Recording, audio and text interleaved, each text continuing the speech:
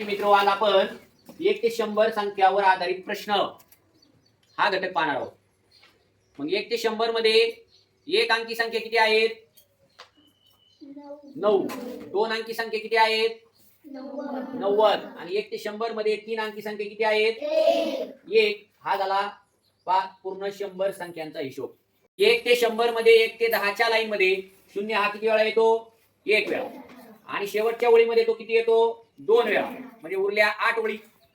8 ओळीमध्ये शून्य प्रत्येकी एकदा येतो. म्हणजे ते झाले 8, 9 आणि 10 आणि 11. म्हणजे हा जो शून्य आहे तो 1 ते 100 मध्ये 11 वेळा येतो. ओके. आता पुढे बघा, हा 1 ते 100 मध्ये किती वेळा येतो? पहिली जर आपण ओळ पाहिली 1 ते 10 मध्ये तो किती वेळा आला? दोनदा आला.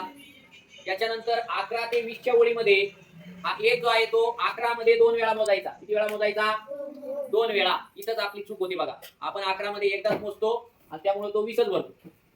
मग हा एक मोजताना पहिल्या ओळीमध्ये 1 ते 10 मध्ये किती वेळा आला? दोन वेळा आला. आणि उरलेल्या मग 11 ते 20 मध्ये 11 मध्ये तो दोनदा मोजायचा आणि खाली राहिलेली मग 12, 13, 14, 15, 16, 17, 18 त्यामध्ये एक वेळा मोजायचा. आणि पुढे 21 ते 21 ची ओळ त्याच्यामध्ये एक वेळा येतो. 31 त्याच्यामध्ये एक वेळा येतो. 41 मध्ये एक वेळा येतो. अशा प्रकारे आपण 91 च्या ओळीकडे जर गेलं तर त्यावेळेस तो या ठिकाणी 1 हा 1 ते 100 मध्ये किती वेळा येतो? 21 वेळा येतो. उरलेले जे अंक आहेत 2 ते 9 हे अंक प्रत्येकी 20 वेळा येतात. समजलं? आता दुसरा प्रश्न असा येतो, दोन अंकी संख्येत दिलेला अंक किती वेळा येतो? आता आपल्याला बघा, एक अंकी संख्येचा विचार करायचा नाही.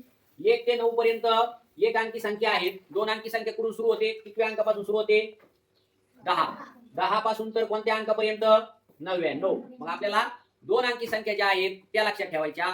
10 ही पहिली दोन अंकी संख्या आहे, सर्वात लहान. आणि सर्वात मोठी दोन अंकी संख्या काय आहे? 99. मग 10 या दोन अंकी संख्येपासून 99 या दोन अंकी संख्येपर्यंत शून्य किती वेळा येतो? मग आता आपण 1 ते 100 मध्ये शून्य 11 वेळा येतोय पाहिलं होतं. मग आता आपल्याला या ठिकाणी विचार करावा लागेल की आपण 100 मधले जे दोन शून्य मोजले होते ते दोन अंकी मध्ये धरावे लागतील का? नाही. म्हणून पहिले जे काही शून्य आपण मोजले होते 1 ते 100 मध्ये ते 11 वेळा आले होते. तर या 100 मधले जे दोन शून्य आहेत ते वजा करायचे. म्हणजे दोन अंकी संख्येमध्ये शून्य किती वेळा आला? 9 वेळा.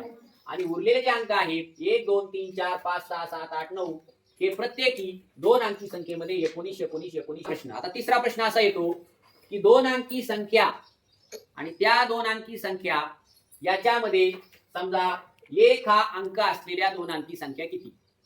0 हा अंक असलेल्या दोन अंकी संख्या किती? असा प्रश्न येतो. किंवा 2 हा अंक असलेल्या दोन अंकी संख्या किती? आता आपण समजा या ठिकाणी बघा, 2 हा अंक असलेल्या दोन अंकी संख्या किती हे ज्यावेळेस आपल्याला उत्तर शोधायचं असतं त्यावेळेस 22 मध्ये 2 डबल मोजायचा नाही. फक्त ती एकच संख्या धरायची आपल्याला. इथं आपली गफलत होते. आपण अगोदरच्या प्रश्नामध्ये 2 वेळा मोजला. 2 हा अंक असणाऱ्या दोन अंकी संख्या किती असा प्रश्न विचारलाय. त्यावेळेस या ठिकाणी वर दिलेला 19 होता, त्यातला एक आपल्याला वजा करावा लागेल. आपण तो 22 मध्ये 2 वेळा मोजला होता, बरोबर आहे. मग तिथे एक वेळा मोजावा लागेल.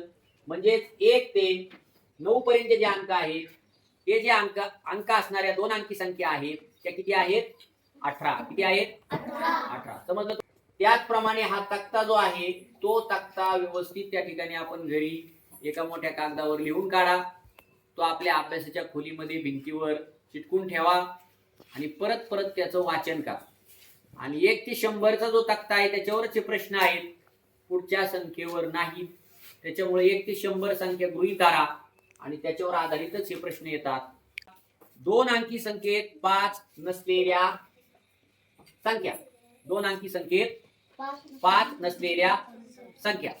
आता दोन अंकी संख्येत 5 असलेल्या संख्या, दोन अंकी संख्येमध्ये 5 अंक असलेल्या संख्या किती आहेत? किती आहेत? 18. बघा, दोन अंकी संख्येत 5 हा अंक असलेल्या संख्या किती आहेत? 18. 5 अंक असलेल्या संख्या किती आहेत? आपल्याला शोधायच्यात कोणत्या? नसलेल्या. मग आता या ठिकाणी आपल्याला हे माहिती पाहिजे की एकूण दोन अंकी संख्या किती? 90. मोठे म्हणा, किती? 90. आणि दोन अंकी संख्या 90 आहेत आणि 5 अंक असलेल्या दोन अंकी संख्या किती आहेत? 18. मग नसलेल्या संख्या किती आल्या बघा? किती आल्या?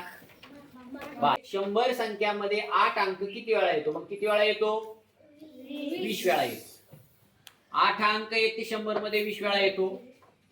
8 हा 1 ते 100 मध्ये दोन अंकी संख्येत किती वेळा येतो? 19 वेळा येतो. आणि 8 हा अंक असलेल्या दोन अंकी संख्या किती? त्याचं उत्तर 18 येईल.